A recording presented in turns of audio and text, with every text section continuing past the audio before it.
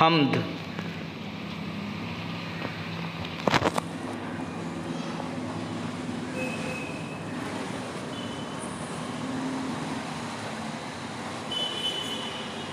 ऐ सारी दुनिया के मालिक, राजा और प्रजा के मालिक,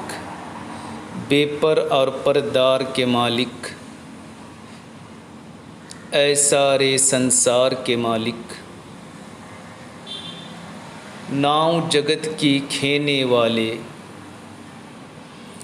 दुख में सहारा देने वाले, जूत है तेरी जल और थल में,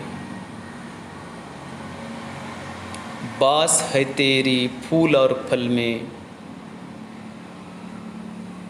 हर दिल में है तेरा बसेरा,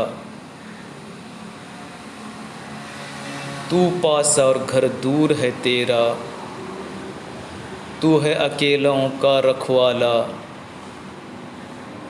तू है अंधेरे घर का उजाला,